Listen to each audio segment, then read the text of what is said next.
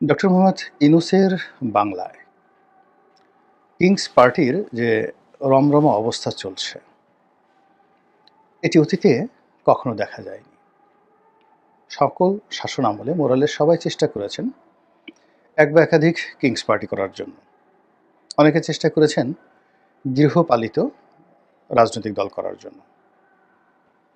তারপর তাবেদার তৈরি করার জন্য অনেকে চেষ্টা করেছেন যে একদলীয় শাসন, স্বৈরাচারী শাসন, এবং তার মধ্যে ধরুন শেখ হাসিনার জমানাটাকে বলা হয় একটা ফ্যাসিবাদী শাসন, বঙ্গবন্ধুর জমানাটাকে বলা হয় বাকশালী শাসন, এরশাদের জমানাকে বলা হয় স্বৈর শাসন।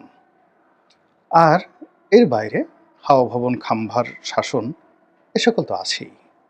তো আমাদের যে অতীতের যে রাজনৈতিক জমানা, মূলত জিয়াউর রহমান সাহেবের যে জমানাটি, এটিকে একটা শান্তির সুবাতাসময় কাল বলা যেতে পারে।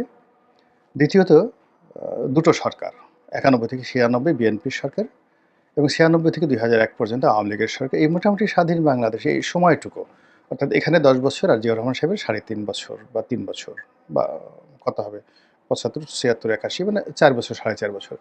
এই সময়টি মূলত বাংলাদেশের মানুষ প্রাণ ভরে নিঃশ্বাস নিতে পেরেছিল। অনেক আমাদের রাজনৈতিক জটিলতার সাথে বাকি যে সময়টি, এই সময়টিতে দগদগে ঘা আছে, দুর্গন্ধ আছে, এবং নানা রকম জটিলতা আছে, এবং সেই জটিলতার ধারাবাহিকতা এখন এই ২০২৫ সনে সকল আমাদের যে বদঅভ্যাসগুলো রয়েছে, আমাদের যে বদ খাসলতগুলো রয়েছে, সবগুলো এখন রীতিমতো ব্রাস্ট হয়েছে। ধরুন একটা ময়লার বাক্স বা একটি ডাস্টবিন, সেটা যদি ব্রাস্ট হয় বা সেটা যদি ফুটে যায়, চারিদিকে ময়লা ছড়িয়ে পড়ল, আপনার শরীরে, গালে, মুখে, নাকে, সব জায়গাতে সেই দুর্গন্ধময় আবর্জনা লেগে গেল, তখন মানে সমাজের কেউ সুস্থ থাকতে পারবে না।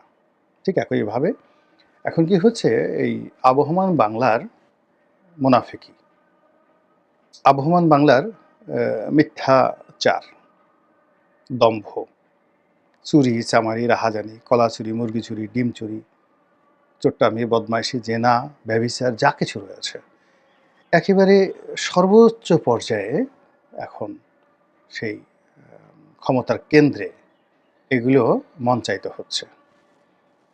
যেমন ধরুন এই যে কিংস পার্টি, ৫০টি কিংস পার্টি, এটা তো আগে ছিল না। আবার কিংস পার্টির মধ্যে, রাজনৈতিক দলের মধ্যে ধরেন নারী পুরুষের একটু অবৈধ প্রণয়, ফুসফাস, ফিসফাস, নেতা নেত্রীর সঙ্গে গোপন সম্পর্ক, এগুলো থাকে, এবং এগুলো বেশিরভাগই গোপন থাকে। মাঝে মধ্যে দুই একটা ভিডিও সাম্প্রতিক সময় প্রকাশিত হয়েছে আওয়ামী লীগ জামানাতে, এগুলো নিয়ে সারা বাংলাদেশ হইচই পড়েছে। কিন্তু এ কি, মানে এই জামানাতে যে নারী কেলেঙ্কারিগুলো হচ্ছে ক্ষমতাধর কিংস পার্টিগুলোর মধ্যে, এই নারী কেলেঙ্কারিগুলো নিয়ে কারো মাথা ব্যথা নেই, বরং যারা এই কেলেঙ্কারি ঘটাচ্ছেন তারা রীতিমতো হিরোতে পরিণত হয়েছেন। শাহরুখ খান, শাকিব খান, ওনাদের যে একটা হিরোইক ইমেজ রয়েছে, তাদের চাইতেও এই যে কেলেঙ্কারি, যৌন কেলেঙ্কারি, রাজনৈতিক নেতাদের, কিংস পার্টির নেতাদের জন্য কেলেঙ্কারি, সেই কেলেঙ্কারির নায়করা সিনেমার নায়কের মতো তারা ক্রেজি হয়ে পড়েছেন। তারপরে যারা নায়িকা, তারা একই অবস্থা, পরীমনির চাইতে, কিংবা জিনা আতামান, একটা সময় বলিউডে খুবই বিতর্কিত, আকর্ষণীয়, এবং একই সঙ্গে অনেক কেলেঙ্কারির হোতা ছিলেন জিনা তামান। তো মমতা কুলকার্নি, তাদের ইমেজকেও ছাড়িয়ে যাচ্ছেন এখন অনেক এই যে নব্য কিংস পার্টির নারী নেত্রী। এরপর এদের যে দুর্নীতি, সেই দুর্নীতিও গিনেস বুকে রেকর্ড করেছে, এবং এখানে তাদের পিয়ন, ড্রাইভার, দারোয়ান, তাদের বাবা, তাদের কারো মামা, খালু, চাচা, এই থেকে শুরু করে একেবারে যে সকল বুড়ো শয়তান, মানে মানে রাজনীতিতে যে বুড়ো শয়তান, এই জিনিসগুলো আগে কখনো এইভাবে হয়নি। আপনি ধরেন একজন উপদেষ্টা, মানে মন্ত্রীপদ মর্যাদায়, তিনি বলতেছেন যে বুড়ো শয়তান বা বড় শয়তান, সরি এটা বুড়ো হবে না, বড় শয়তান তাদের উপর নিঃশ্বাস প্রশ্বাস ফেলছে, এরকম কথাবার্তা। তো যাই হোক, এখন এই যে শয়তান তো অনেক কাজ করে, বড় শয়তান বলেন, বুড়া শয়তান বলেন, তারা অনেক কাজ করে। তো এই জিনিসগুলো আমাদের বাংলাদেশে আসলে কখনো হয়নি। এরশাদ সাহেবের একটু আলুর দোষ ছিল, কিন্তু সেখানে একটা রুচি ছিল। তার একটা রুচি ছিল। তিনি যাদের সঙ্গে রমণ করতেন, প্রেম করতেন, তারা শিক্ষা-দীক্ষায়, সৌন্দর্যে মানে মাথা ঘুরানো ছিল এবং এরশাদ সাহেবকে সবাই মনে করত যে, ইস! মানে লোকটা জন্ম নিয়েছে একটা বাপের বেটা। যে সমস্ত নারীদেরকে তিনি বিয়ে করেছেন, যাদেরকে তিনি বিছানায় নিয়েছেন, যাদেরকে বান্ধবী বানিয়েছেন, দেখার মতো শিক্ষা-দীক্ষা, তারপরে শেষে মান, মর্যাদা, টাকা-পয়সা সব মিলিয়ে আপনি একজন জিনাত মোশাররফ, একজন শাকিলা জাফর থেকে শুরু করে মুনমুন, এরকম ডজন ইভেন তার স্ত্রী যারা আছেন, সবার দিকে আপনি তাকান।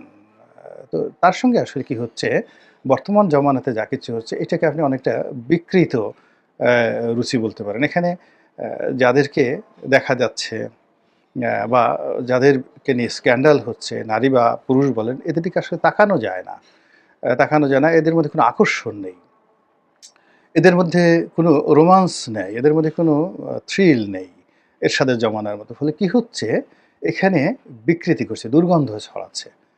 প্রচণ্ড রকম দুর্গন্ধ ছড়াচ্ছে। আর্থিক দুর্নীতির ক্ষেত্রেও একই অবস্থা। এরশাদ জামানাতে আর্থিক দুর্নীতি হয়েছে, শেখ হাসিনার জামানাতে হয়েছে। There is a art of, যাকে বলা হয় করাপশন। করাপশনের একটা আর্ট ছিল। যারা সেই সালমান এফ রহমান যেমন দুর্নীতি করেছেন। আপনি চিন্তা করেন তার দুর্নীতিতে মহাকাশে তিনি দুর্নীতি করেছেন, স্যাটেলাইট পাঠিয়েছেন, বঙ্গবন্ধু স্যাটেলাইট। তিনি সমুদ্রে দুর্নীতি করেছেন। তিনি পেট্রোলিয়ামে দুর্নীতি করেছেন। সব জায়গাতে তার দুর্নীতির একটা আর্ট ছিল। কিন্তু ডিসি নিয়োগ করতে হবে, বদলি করতে হবে, এই সমস্ত মানে খুচরা জিনিস করে মানে যাকে বলা হয় এরশাদ সাহেব বা শেখ হাসিনার জামানাতে, ইভেন বেগম জিয়ার জামানাতে যারা দুর্নীতির হোতা ছিলেন, তারা এই ধরনের খুচরা কাজ করেননি। তাদের দুর্নীতির একটা স্টাইল ছিল। কিন্তু এইখানকার দুর্নীতিতে কি হচ্ছে, একেবারে যাকে বলা হয় মুরগি চোরের মতো। মানে একটা মুরগি চোর, ডিম চোর, কলা চোর যেভাবে গ্রাম বাংলায় চুরি করতে গিয়ে ধরা পড়ে, বা শিয়াল যেভাবে চুরি করে, সেই শিয়ালের চুরির মধ্যে কোনো আর্ট নেই। শিয়াল প্রায়ই মুরগি চুরি করে এবং সেই চুরি করতে এসে সে লঙ্কাকাণ্ড ঘটিয়ে ফেলে। তো এইরকম এখন যে চুরিচামারিগুলো হচ্ছে, সেই চুরিচামারি প্রকাশ্য দিবালোকে, এবং এগুলো না আছে কোনো ক্লাস, না আছে কোনো কিছু, এবং এর মধ্যেই যাকে বলা হয় জয় পরাজয়ের নানা রকম রাজনীতির যে গীতিকাব্য, এটি রচিত হচ্ছে। তো এনিওয়ে, এগুলো নিয়ে বললে অনেকক্ষণ বলা যাবে, কিন্তু আজকে যে বিষয়টি নিয়ে বলবো সেটা হলো যে কিংস পার্টি। যে কিংস পার্টিগুলো হয়েছে, প্রায় ৫০টির মতো কিংস পার্টি আছে। এর মধ্যে kings party A, kings party B, kings party বগল, কিংস পার্টি ডান পকেট, কিংস পার্টি বাম পকেট, কিংস পার্টি কিচেন, মানে কিচেন মানে রান্নাঘরের kings party, kings party dining table, এরকম নানা রকম কিংস পার্টি আছে। তো এই কিংস পার্টিগুলোর মধ্যে আনন্দের বন্যা বয়েছে। এই কারণ হলো সাম্প্রতিক সময়ে যে পলিটিক্সগুলো হচ্ছে রাজনীতিতে, সেটা নোংরা বলেন বা সুগন্ধযুক্ত বলেন। এই পলিটিক্স যে মনে হচ্ছে যারা এখন সরকারের কর্তা ব্যক্তি, তারা যে লক্ষ্য এবং উদ্দেশ্য নিয়ে এগুচ্ছেন, সেখানে তারা সফলতা অর্জন করছেন বলে কিংস পার্টি যারা লোকজন তারা মনে প্রাণে বিশ্বাস করছেন। অতি সম্প্রতি এনসিপি নামক যে দলটি রয়েছে, যেটিকে সবাই কিংস পার্টি বলা হয়, এবং এটিকে বলা হয় সর্দারে কিংস। মানে কিংস পার্টিগুলোর মধ্যে সর্দার একেবারে সবচেয়ে বড় মাতব্বর, কিংবা ধরুন লিডার, কিংবা ধরুন শায়ক, কিংবা ধরুন হজরত, এরকম। তো কিংস পার্টির মধ্যে সবচেয়ে বড় দল, এবং তাদের নেতৃত্বেই অন্যরা এখানে যাকে বলে একটা গুল্লাছুট খেলার জন্য তারা সবাই ঐক্যবদ্ধ। প্রতিপক্ষকে ছুঁয়ে দেওয়ার জন্য, প্রতিপক্ষকে ফাঁকি দেওয়ার জন্য, মানে কিংস পার্টি একে অপরের হাত ধরে গ্রামের যে গুল্লাছুট আছে না, সেই গুল্লাছুট এর মতো করে তারা একত্রে আছে, এবং বাইরে যারা খেলার জন্য প্রস্তুত আছে, বিএনপি এবং তাদের সহযোগী, তাদেরকে ধোঁকা দেওয়ার জন্য, তাদেরকে পরাজিত করার জন্য, তাদের সঙ্গে খেলার জন্য তারা একেবারে গোল হয়ে আছে। তারা সম্প্রতি খুব খুশি। খুশি এই কারণে যে তারা গোপালগঞ্জ যেতে পেরেছে, এবং গোপালগঞ্জ থেকে তারা সগৌরবে ফিরতে পেরেছে। কেউ কেউ অবশ্য ঠাট্টা করছে যে তোমরা তো সেখানে গিয়ে ওরকম জনগণ কে আকৃষ্ট করতে পারোনি, তোমাদের সমাবেশের স্থলে মারামারি হয়েছে, কাটাকাটি হয়েছে, তোমরা প্রাণ ভয়ে সেনাবাহিনীর গাড়ির মধ্যে তোমরা ঢুকেছো মাথা নিচু করে, এবং তোমরা যখন গাড়িতে ঢুকছিলা সেনার সদস্যরা তোমাদেরকে ধাক্কায় ধাক্কায় সেখানে ঢোকাচ্ছিল। এ সকল কথা বলার চেষ্টা করছেন অনেকে, আবার অনেকে বলার চেষ্টা করছেন যে আমরা তো ওটা আসলে করতে চাইনি, আমরা ঢুকতে চাইনি সেখানে।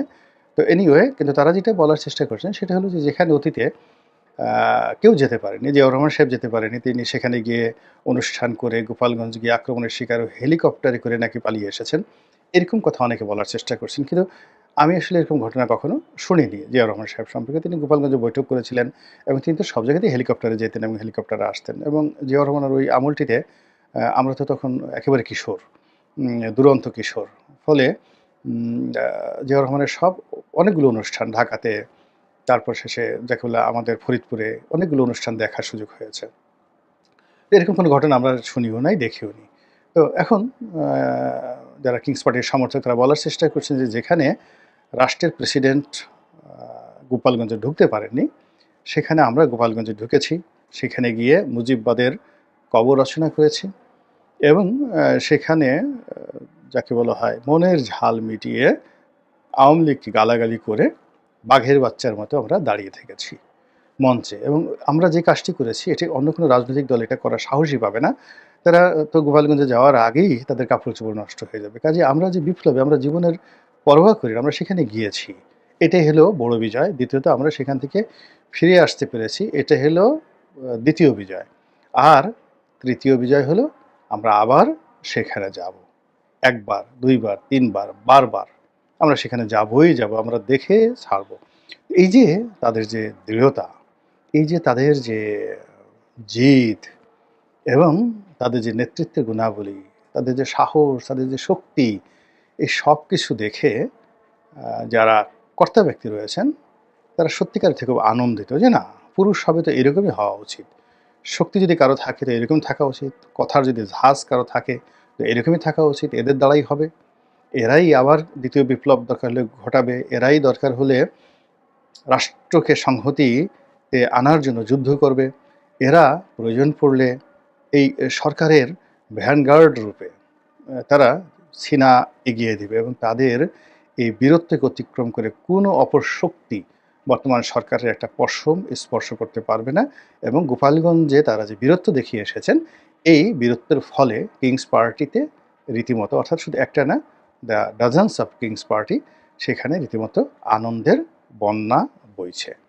এখন সে আনন্দ কতটা দীর্ঘস্থায়ী হয় এবং সে আনন্দ কতটা প্লাবিত হয় পদ্মার এপারে ওপারে, এবং সে আনন্দধারা সারা বাংলার যে রাজনীতির ময়দান রয়েছে সেই ময়দানে কতটা ছড়িয়ে পড়ে সেটি এখন দেখার বিষয়। মহান আল্লাহ আমাদের সবাইকে হেদায়েত দান করুন এবং হেফাজত করুন। আসসালামু আলাইকুম ওয়া রাহমাতুল্লাহি ওয়া বারাকাতুহু।